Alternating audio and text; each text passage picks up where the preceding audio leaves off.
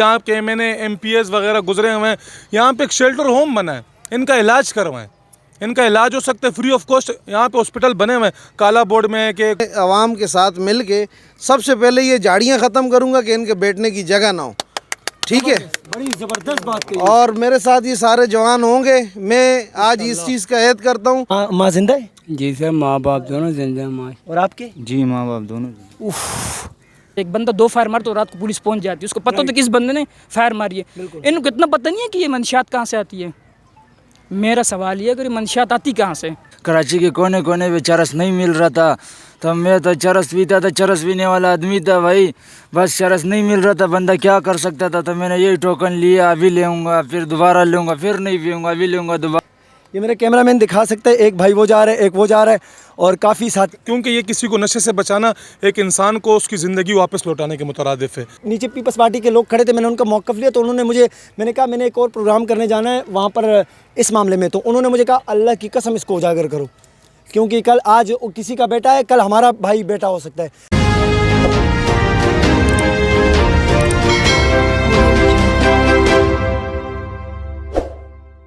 रहमतुल्लाह, मैं आपका होस्ट, आपका दोस्त एजाज़ खान 1 TV यूट्यूब चैनल में आपके साथ हाजिर हूँ।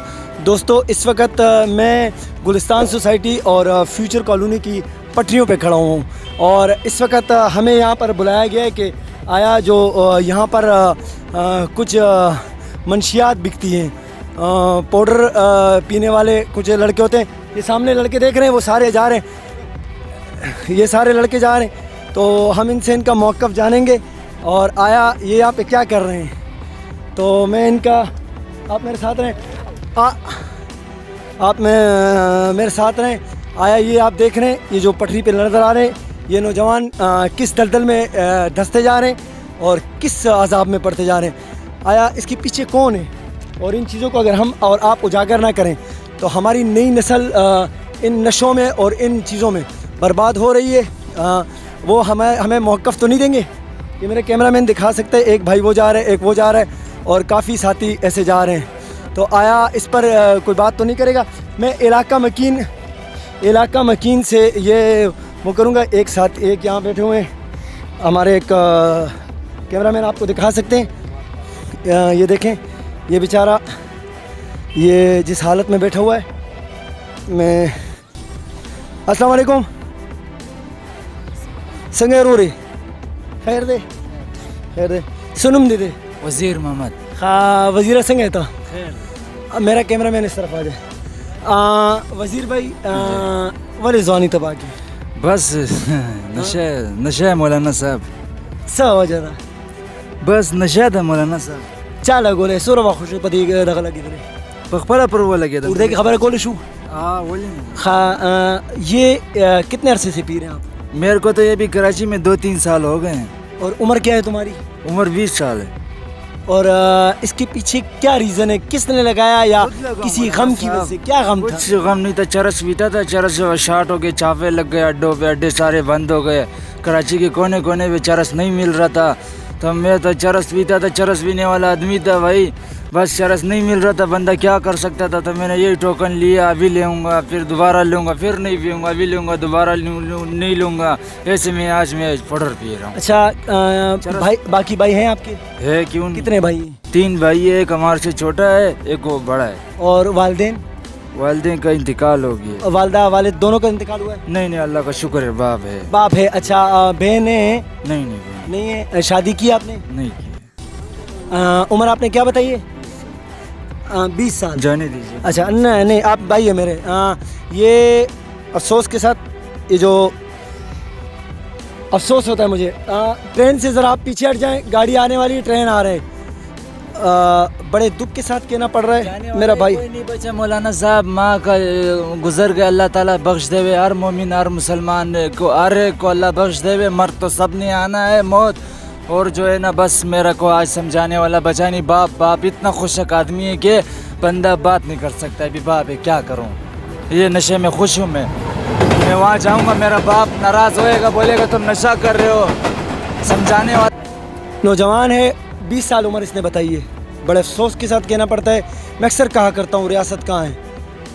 ये मैंने इससे पूछा आया गम, जाहिर सी बात है, बाज़ दफ़ा होते हैं ना वो, अल्लाह माफ़ करे, हमारे यहाँ ये जो मीडिया है, सोशल मीडिया है, उन्होंने लड़कों को भी नौजवानों को बर्बाद कर दिया, और लिहाजा ये जो नशे कर रहे हैं तो इसको कौन मना करेगा। वो आप नीचे दिखा सकते हैं, आएँ इस तरफ आ जाएँ।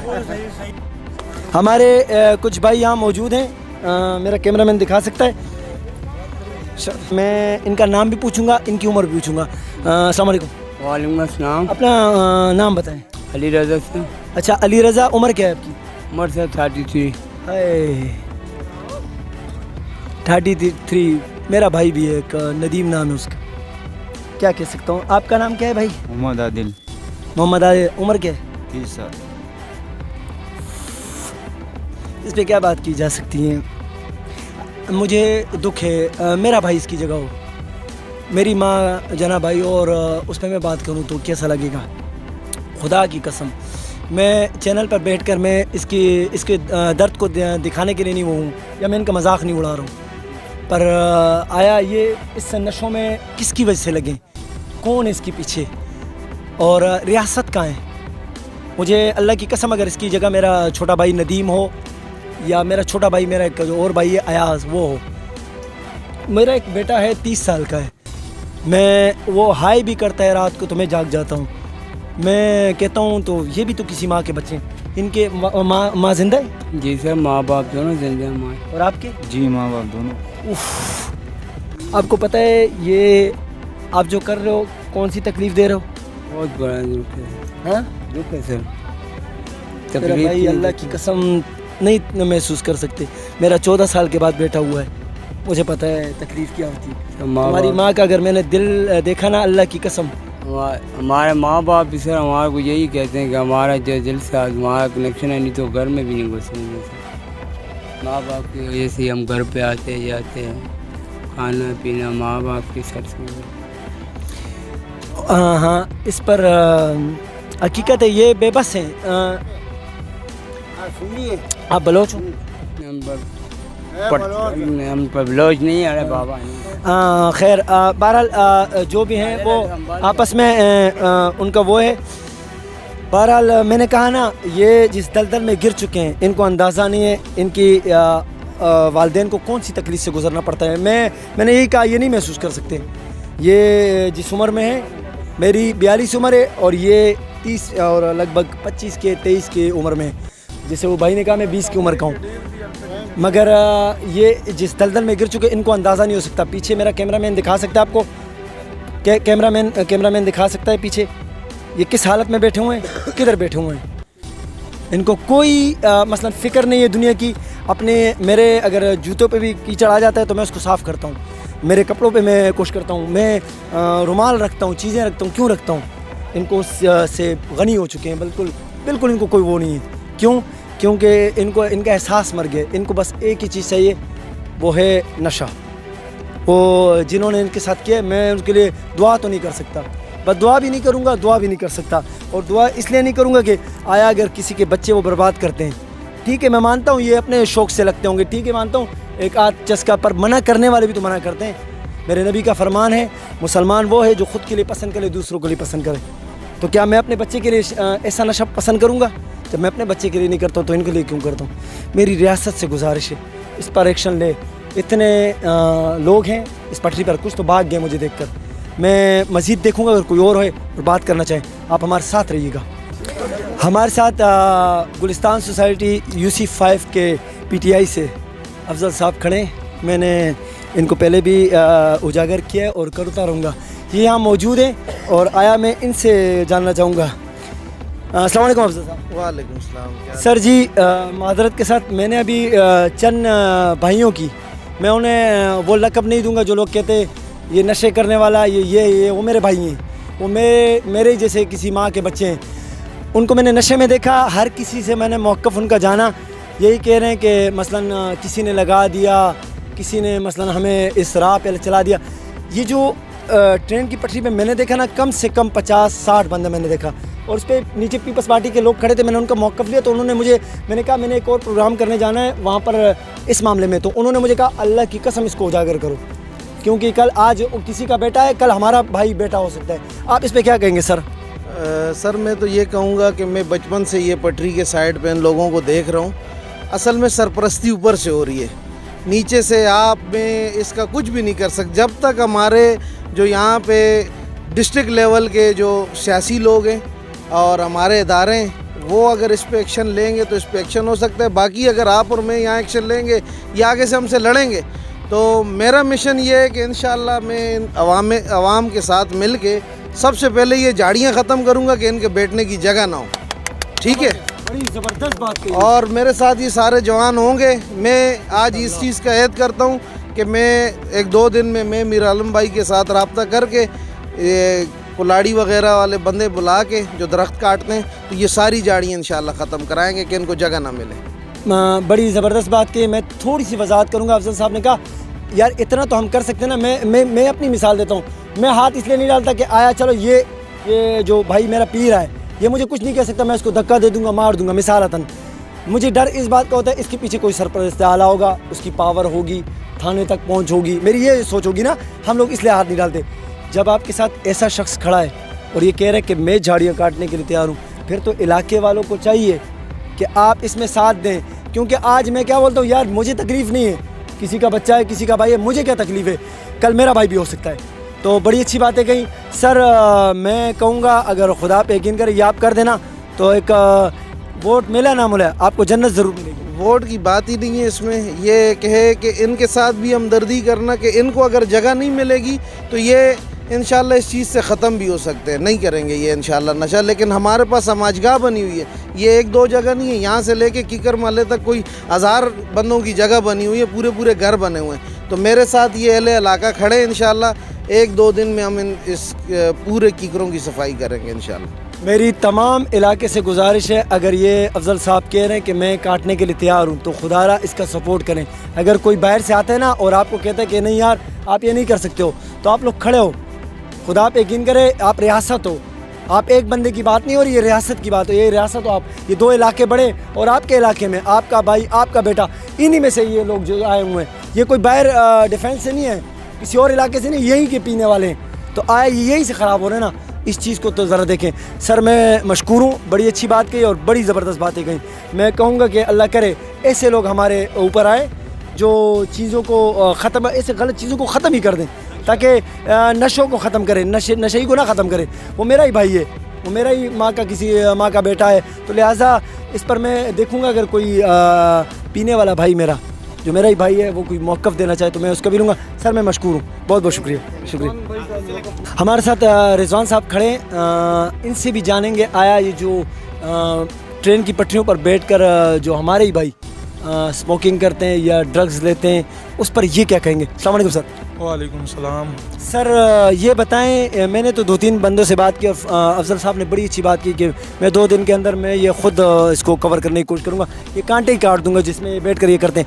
आप क्या कहते हैं इसके बारे में?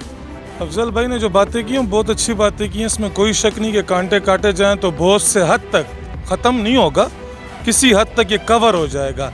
इसकी मेन जो सिस्टम है ना, उस सिस्टम तक आपने पहुंचना है। सिस्टम कहाँ से लाया जाता है, जाहिर सी बात है जब आप एक जड़ को पकड़ेंगे ना, दरख्त को काट दें तना कट जाएगा तो ऊपर दोबारा फैलता रहेगा, लेकिन जब आप जड़ काटेंगे ना, जब जड़ कट गई तो फिर वो दोबारा नहीं उग सकता।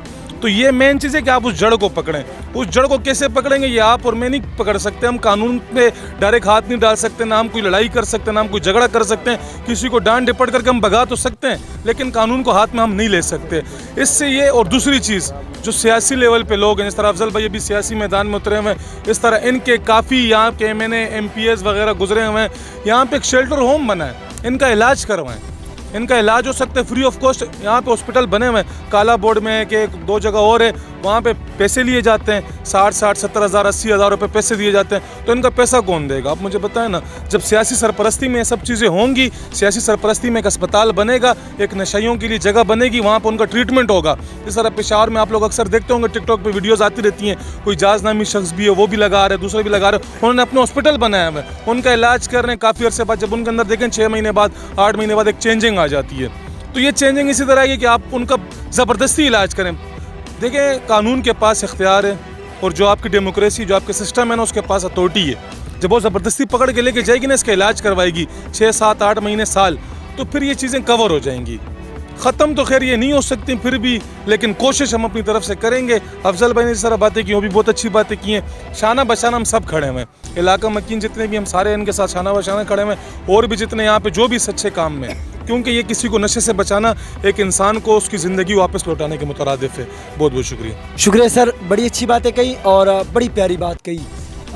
इब्राहीम अलैहिस्सलाम के ज़माने में अल्लाह कम पेशी माफ़ करे, एक परिंदा सुना था जब इब्राहीम अलैहिस्सलाम को आग में डाला गया तो एक परिंदा उड़ कर जा रहा था और बाकी परिंदों ने उसे रोक कर कहा कहाँ जा रहे हो, तो उन्होंने कहा कि मैं जो इब्राहीम अलैहिस्सलाम पे आग लगाई गई है मैं उस आग पर ये पानी डालने जा रही हूँ। तो परिंदे हंसने लगे और कहने लगे तुम्हारा ये पानी जो है ना हवा में ही सूख जाएगा, उस आग तक नहीं पहुँचेगा, इतनी आग है, तो क्या फ़ायदा। तो उसने कहा रोज़े क़यामत मेरे रब ने खड़े कर मुझसे सवाल किया, सवाल बदल कर सवाल किया कि तुम वहाँ मौजूद थी, तुमने क्या किया। सवाल ये ना किया कि आग बुझी या ना बुझी, तुम वहाँ मौजूद थे, तुमने क्या किया। तो मैं कहीं मेरे रब के सामने शर्मिंदा ना हूँ।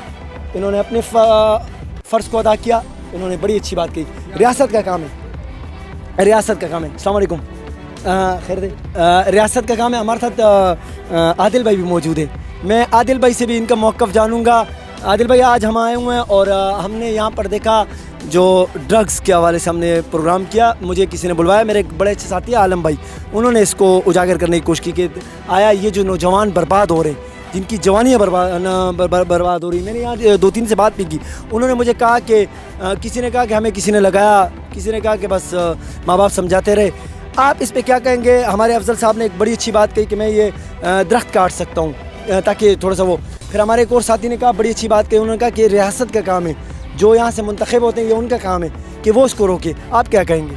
जी देखो, जहाँ तक बात है रियासत की तो बिल्कुल ठीक बात कर रहे, लेकिन रियासत करती थी क्या, आप मुझे ये बताएं। सबसे पहले तो हमारा ये मैं आपको बताऊँ जो इशू चल रहे मेन ना, हमारी जो रेलवे लाइन है ये हमारा शराफी गोट और थाना शरीफ दोनों का बॉर्डर है, तो वो इस पे छोड़ दे वो उन पे छोड़ दे, तो इसी वजह से यहाँ ना कोई आता इस साइड पे, दोनों को रुख नहीं है, क्योंकि एक दूसरे को कहते हैं ना कि एक के वाले करे दूसरे के वाले, तो इधर कोई भी इस साइड पे नहीं आ रहा। दूसरी बात है कि कल रात को भी 3 बजे तक हम यहीं पे थे, तो लोगों की यहाँ नींदें बर्बाद हो रही थी। हम नीचे तकरीबन 11-12 बजे का टाइम, तो नीचे लोग आए कि यार यहाँ हम सो रहे हैं, चीखें मार रहे हैं। जब ऊपर है तो काफ़ी कुछ नशे ही आपस में लड़ लेते, वो आपस की उनकी आपस की लड़ाई, नशे की जो लड़ाई थी उसमें आपस में उलझे हुए, तो रात को तकरीबन 3 बजे तक हम भी यहाँ उनके साथ उलझे हुए थे। उनकी चीखें ख़त्म नहीं हो रही थी, लोग नींदें सोड़ के यहाँ ऊपर आए, तो उनके कसूर कोई नहीं है। अगर हम कहते नशाई उसका कोई कसूर नहीं है, हमें उनसे कोई नफरत नहीं, लेकिन हम कहते जो यहाँ लाते हैं उनकी निशानदेही होनी चाहिए, उनको पकड़ना चाहिए। इन बेचारों से हम क्या मांगेंगे, इनको यही कहेंगे इधर से चले जाओ, वहाँ बैठ के पी लो। हम इतना कर सकते, कांटे यहाँ काट लेंगे, यहाँ से कांटे वांटे काट लेंगे, इतना हम कर। लेकिन बात जहाँ तक ये रियासत की जिम्मेदारी है, यहाँ इदारे हमारे मौजूद है, इदारों को चाहिए, उनको सब कुछ पता है। अगर यहाँ मैं कि तुम छोटी सी मंगनी होती है ना, या किसी बच्चे का खतना होता है, एक बंदा 2 फायर मार तो रात को पुलिस पहुँच जाती है, उसको पता होता है किस बंदे ने फायर मारी है। इनको इतना पता नहीं है कि ये मंशियात कहाँ से आती है। मेरा सवाल ये अगर ये मंशियात आती कहाँ से, ये इनको पता नहीं कि अब कोई बच्चा खतने में, किसी छोटे बच्चे के खतने में एक फायर मारे घर के अंदर से, उसको पता लगे घर के अंदर उसने फायर मारी है, वो उड़ जाते हैं। लेकिन यह मंशियात आ रही है, टाइम सारी इतने तक कि ख़वातीन भी आती है रात को 12 हमने देखे 12 बजे के टाइम में ख़वातीन भी आती है, तो नस्लें बर्बाद हो रही, इतने तक कि हमारी लेडीज़ भी इस चीज़ों में इन्वॉल्व होती जा रही है। तो मैं यही अपने दोनों से चोज़ों के SSP साहब से यही उनसे रिक्वेस्ट करूँगा कि बराए मेहरबानी आप ये दोनों के दूधे छोड़ें, कि शाह लतीफ़ के अशरफी जिसके भी बराए मेहरबानी हमें इस हिसाब से हमारी जान छोड़ाएं। हमारे इनसे कोई वो नहीं है, जो करने वाले बेचारे खुद लगे हुए हैं बेचारे, वो भी परेशान अपने आप से, जिसको देखो तो अपनी ज़िंदगी से बेजार हैं। लेकिन हम यही कहेंगे जिनके जहाँ से आता है इनके अड्डे बंद करो, उनको पकड़ो, जो लाने वाले जो बेचने वाले, सिर्फ इतनी रिक्वेस्ट करूँगा इनसे। शुक्रिया। वाकई हम रियासत नहीं, हम फैसला नहीं कर सकते, पीने वाले हमारे ही भाई हैं, वो हमारी हिस्सा हैं, हमारे इलाके से हैं। आया क्यों कर रहे हैं वो बेचारे, वो तो लग गए, और ये रियासत का काम है। हम इस डिबेट को यहीं ख़त्म करते हैं और हम यही कहेंगे कि भाई हम रियासत नहीं है, फ़ैसला नहीं कर सकते, ये रियासत का काम है। बस हम यही कहेंगे खुदारा इन नौजवानों की ज़िंदगियों को बचाएं। मैं यही कहूँगा, हमेशा कहता हूँ, आज भी कहूँगा, आप जब भी दुआ करें हमें दुआओं में ज़रूर याद रखिएगा। अस्सलाम वालेकुम वरहमतुल्लाह।